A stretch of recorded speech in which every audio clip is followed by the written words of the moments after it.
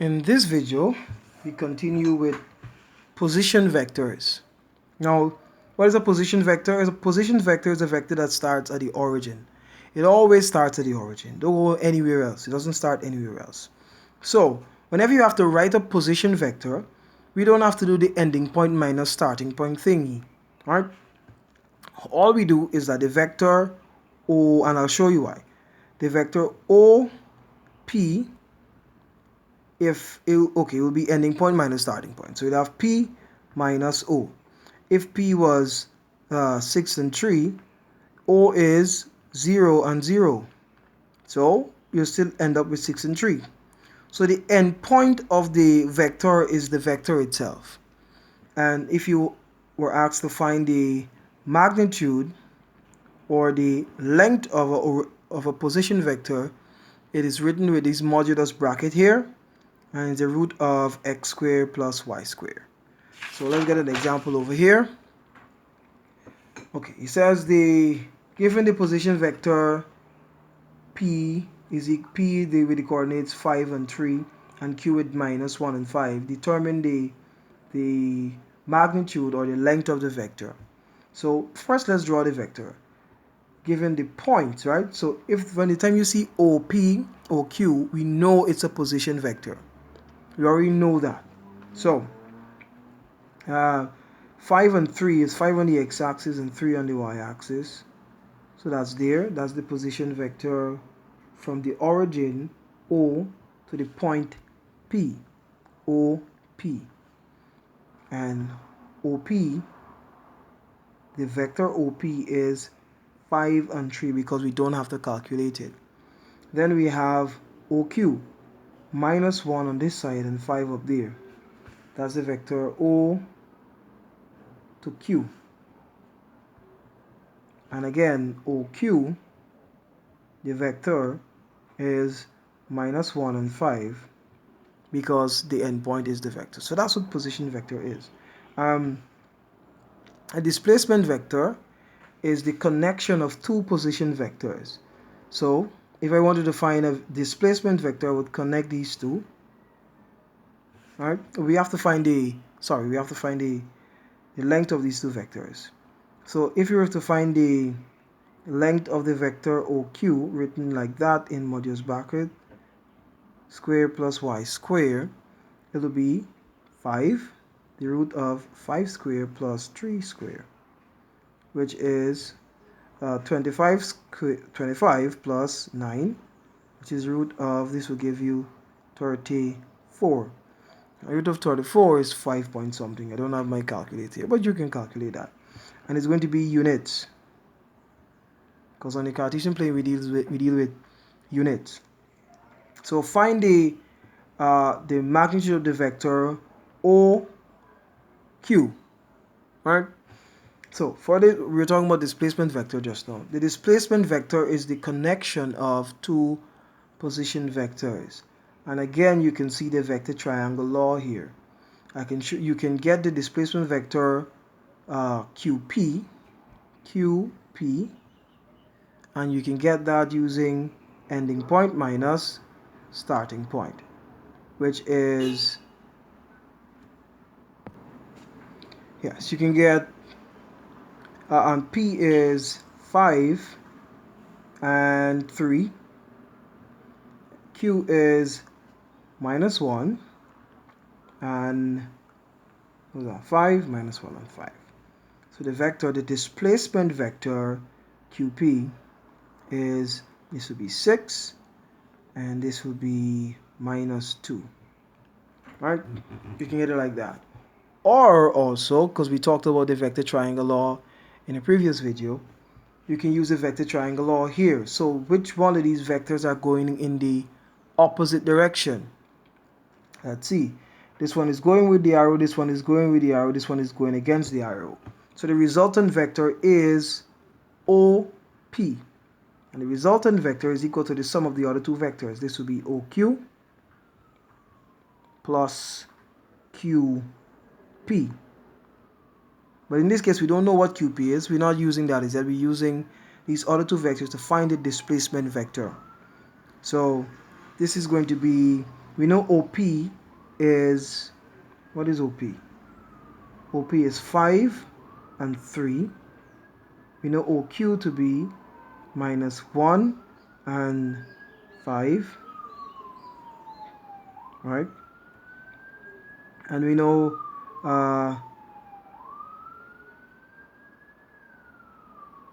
OQ. Yeah. I think I'm going correct here. 5 and 3. This is -1 and 5, right? And this is equal to plus QP. This is the one we're trying to find, just like we're trying to find it up here. So when this comes over, it becomes 5 and 3 minus -1 and 5, because when it comes over, the sign will change. Is equal to the vector QP. 5 minus -5 is 6. This minus that is -2. And that is the vector QP. That is the displacement vector. So we can use also, we can use the vector triangle law to also solve for the displacement vector. As long as you see a triangle, you can use the vector triangle law. Okay, so this is collinear vectors. What does the word collinear mean? It means vectors that are on the same line, or collinear means same line. Collinear, same line. So collinear vectors is vectors that are on the same line. So we have to prove that the vector PQ and QR, the arrow at the top, are on the same line. So how do we do this? Well, we need to know how to prove that. And what about, something about collinear vectors? If two vectors are collinear, one is a fraction of the other. And you're going to see that better in vector geometry. If two vectors are collinear, one is a fraction of the other. One can be 2 times the other, or they can be equal as well. One can be the same as the other, right? So the only way to prove these vectors are collinear, we can prove that the vector, or they can ask also in the exam, prove that P, Q, and R are on the same line. What they're asking you is to prove that the vectors are collinear. Or they can say, prove that PR, tilted to the bottom here, is collinear to QR, or PQ is collinear to PR. So first, these position vectors are OP is -2 and 4. OQ is equal to 2 and 1, and OR is equal to 6 and -2. So you have to prove that these points are in the same line, or these vectors are collinear. So the vector, let's first find the vector PQ. Let's draw this here. As much as you can see that these vectors are probably on the same line, you can't just say that. You have to prove it. As much as you can see, you can't say that, you have to prove it. So let's see. Let's find the vector PQ.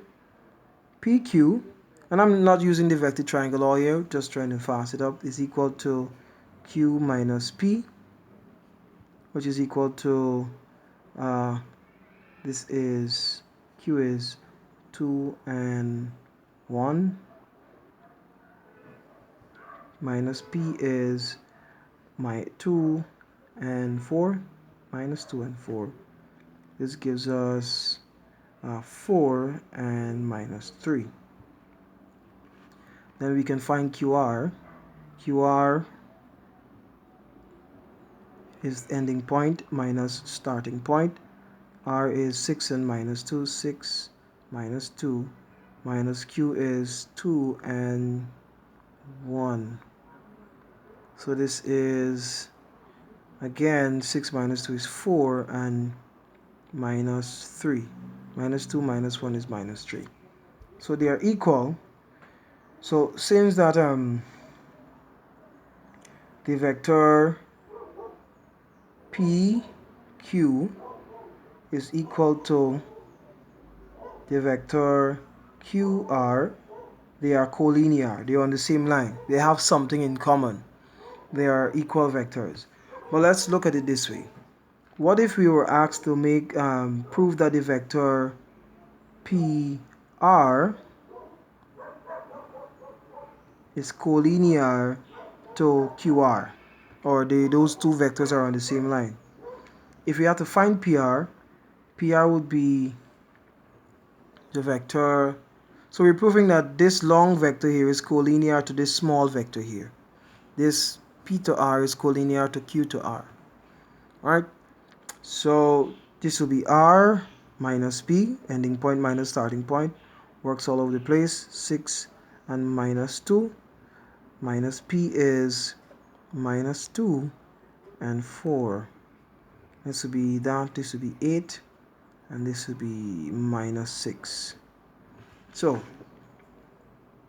we said earlier that when vectors are collinear, one is a fraction of the other. One vector is a fraction of the other. One is probably 2 times another, or one is half another. If we get PR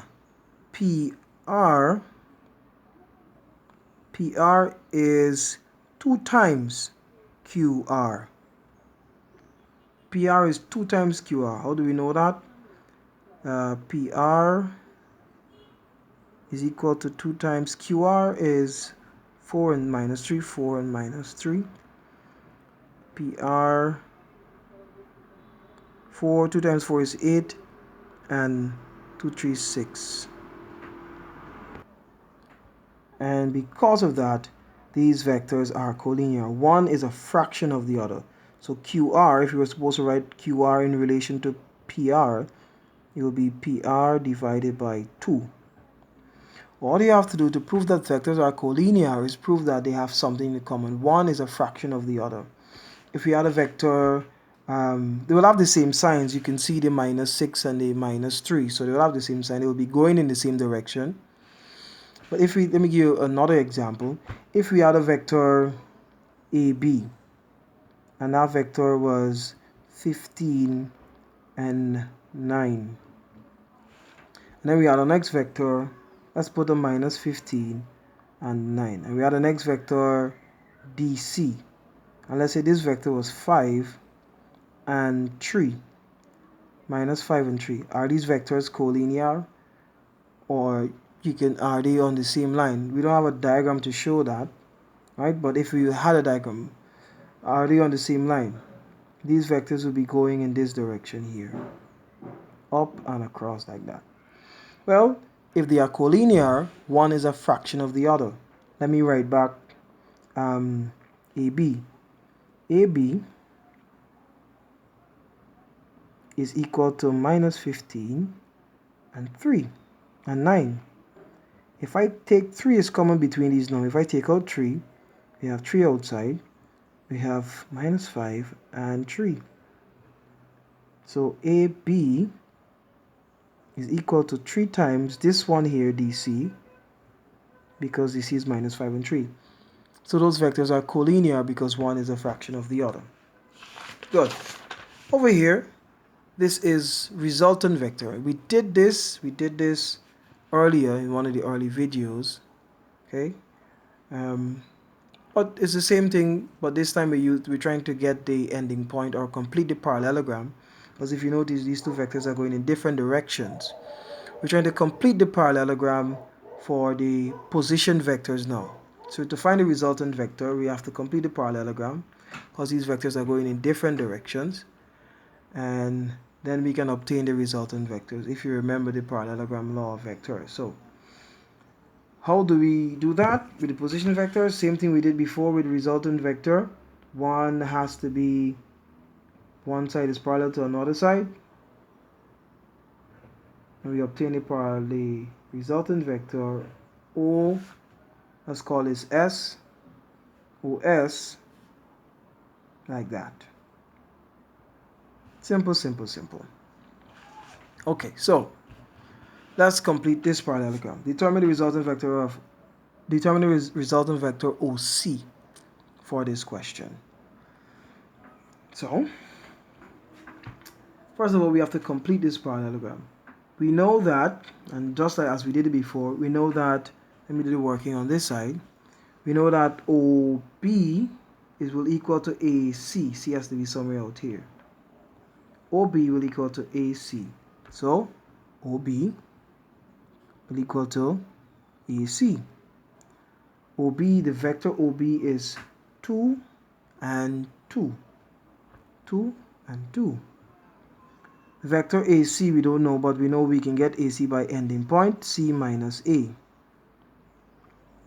2 and 2 is equal to C. We don't know what C is, but we know this A is 5 and minus 2. 5 and minus 2. We bring over that, we did this before, it will be 2 and 2 plus 5 and minus 2. So, and that will equal to the coordinate of C. And this will be what? 7. 5 plus 2 is 7.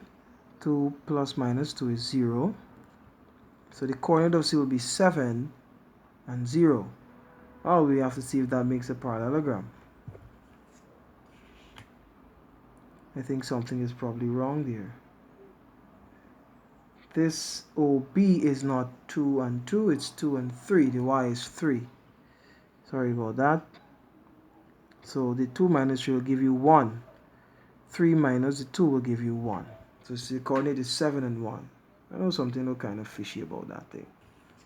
So this is the vector OA. And we completed a parallelogram.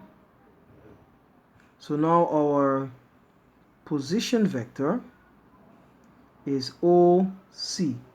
And we said we don't have to calculate position vectors. The ending point of a position vector is the vector. So OC is 7 and 1. And that's how we do it for position vector. That's how we use the parallelogram law of vectors.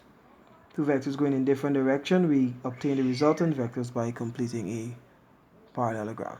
So that's it for vector on the Cartesian plane. The next thing we will do is vector geometry.